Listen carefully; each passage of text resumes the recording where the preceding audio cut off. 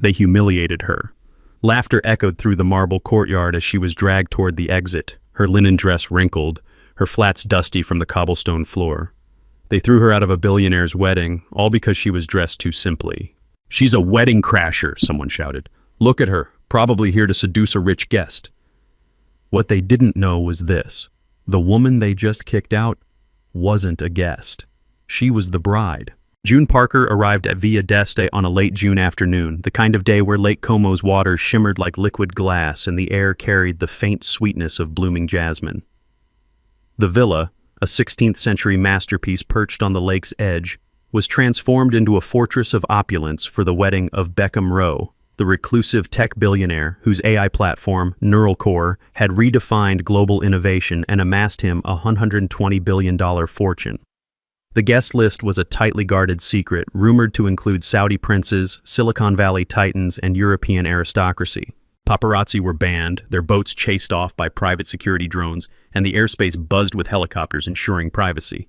This was no ordinary wedding. It was a global event, cloaked in exclusivity. June stepped out of a modest Fiat taxi, her cream linen dress catching the breeze. The dress was simple, sleeveless, with a soft drape that hugged her slender frame without shouting for attention. Her chestnut hair was woven into a loose braid, a few strands dancing free in the wind. She wore no makeup beyond a swipe of gloss, and her only accessory was a small card, her invitation, tucked in her hand.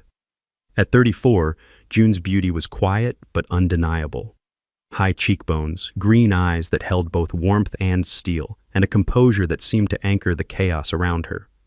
She approached the VIP entrance with measured steps, her worn leather flats silent on the cobblestone path. The guard, a broad-shouldered man named Marco with a jaw like granite, stood beneath an archway draped in white roses. His eyes flicked over June's outfit, lingering on the absence of diamonds, designer labels, or anything that screamed wealth. He held up a hand before she could speak. "Staff go around back," he said, his Italian accent thick with dismissal. He pointed to a service alley where waiters in crisp uniforms scurried with trays. June's lips curved into a faint smile, unshaken. "I'm a guest," she said, her voice clear and steady, like a bell cutting through fog. She extended her invitation. "June Parker." Marco's brow furrowed as he took the card, turning it over as if it might reveal a punchline. "Wait here," he grunted, stepping away to speak into his earpiece. June stood alone, the sun warming her shoulders as the first guests began to arrive. A black Rolls-Royce disgorged a trio of women in glittering gowns, one in emerald sequins, another in sapphire silk, the third in a gold dress that shimmered like molten metal. Their diamonds caught the light, necks and wrists heavy with wealth. They paused, noticing June, and their laughter broke like a wave. "Is she lost?" the woman in gold said, loud enough for the terrace to hear. "That's the bride's old maid, right? Here to beg for a tip." Her name was Vanessa Holt, a hedge fund heiress known for her sharp tongue and sharper Instagram feed. The other two, Elena Voss, a German media mogul's daughter, and Priya Khan, a Bollywood star turned crypto influencer, giggled, their eyes raking June's dress. "Thrift shop chic?" Elena sneered, snapping a photo with her phone. "This is going viral." June didn't flinch. She met Vanessa's gaze, her expression calm but piercing, like someone who'd faced worse storms and walked through them untouched. "You're welcome to ask me directly," she said softly, her tone polite but edged with quiet authority. Vanessa blinked, caught off guard, then recovered with a smirk. "Oh, honey, I don't talk to the help." The words landed like small, precise cuts. As June stood under the rose-draped arch, a group of tech tycoons and their wives gathered nearby, their whispers cutting sharper than the lake breeze. "She's got some nerve," sneered Cassandra Lyle, a venture capitalist draped in rubies. "Crashing in that rag? Probably fishing for a rich widower." Her husband, Owen, chuckled, loud enough for June to hear. "Bet she's a caterer who stole an invite." Another guest, tossing back vodka, called, "Send her to the docks!" Their laughter swelled, phones already out, framing June as a joke before she could speak. She stood serene, but their words hung like poison, unearned and unrelenting. More guests arrived, men in tailored tuxedos, women in couture that cost more than most homes.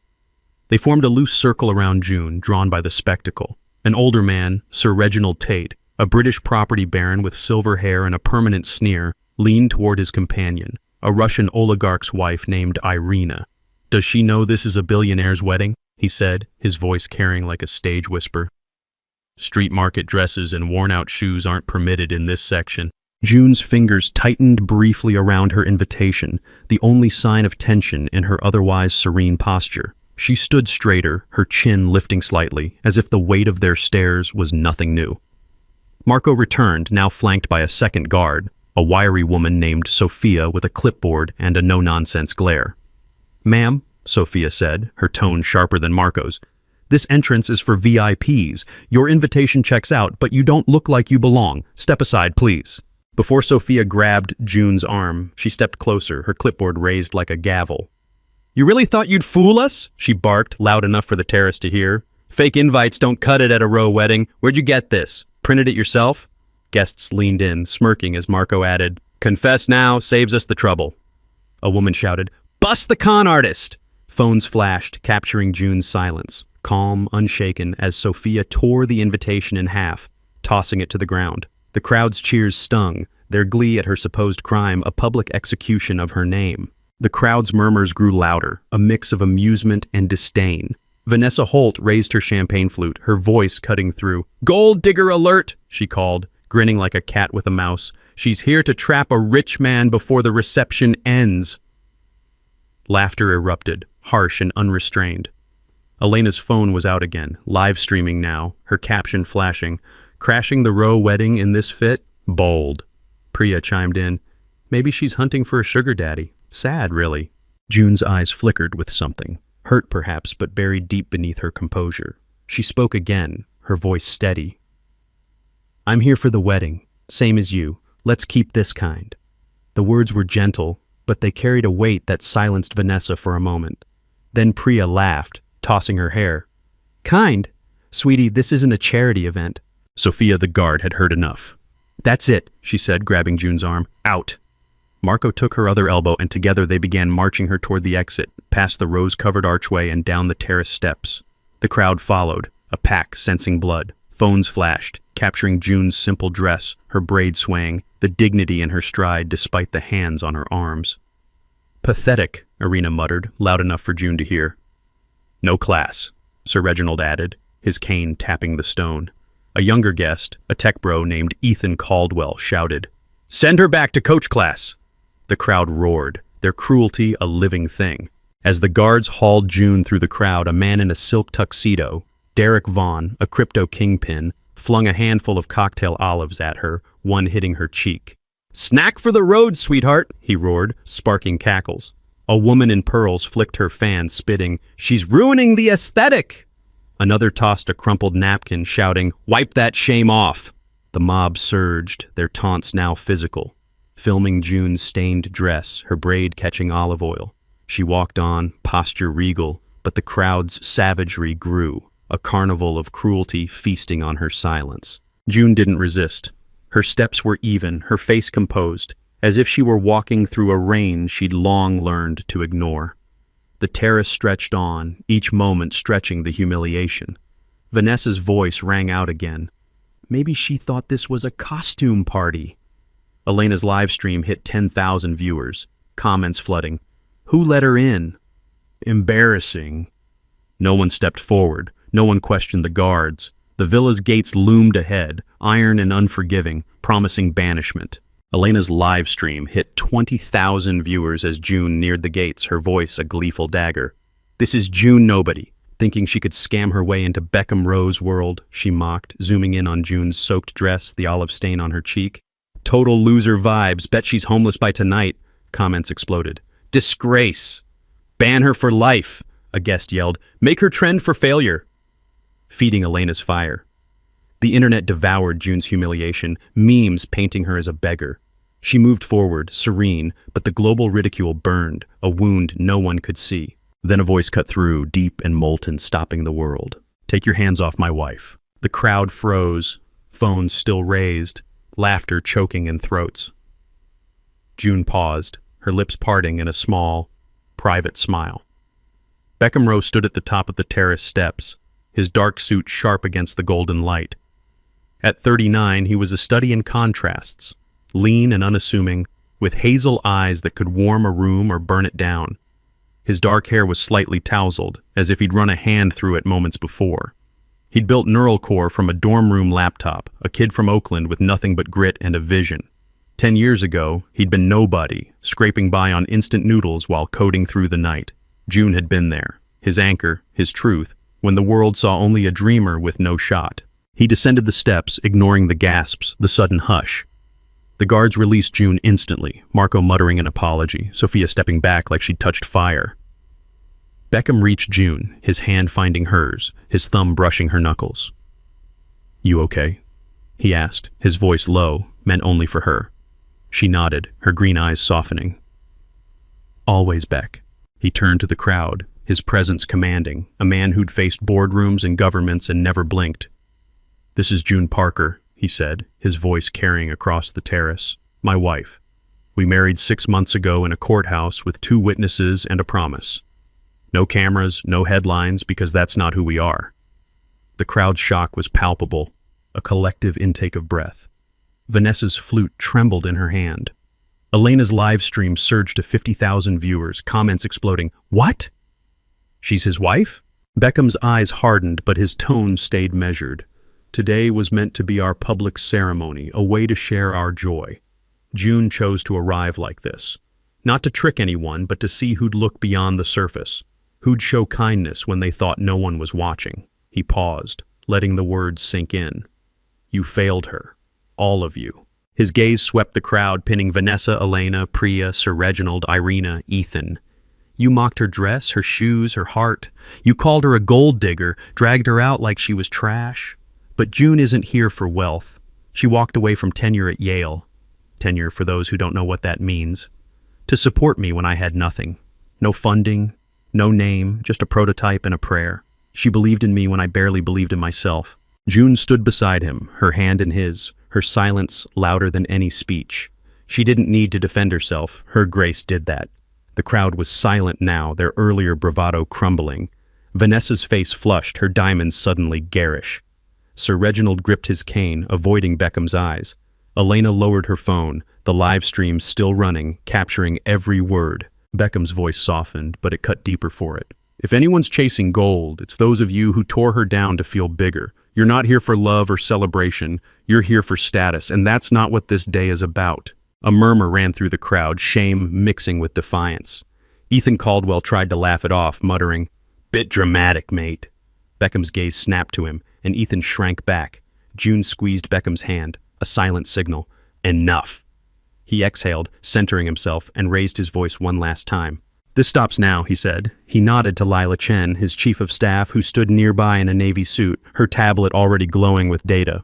"Lila, pull the guest list. Cross-check it with security footage, staff reports, anything we've got. Anyone who insulted June, name them. They're gone." Lila's fingers moved like lightning, her face a mask of focus. The crowd held its breath as guards fanned out, their earpieces crackling.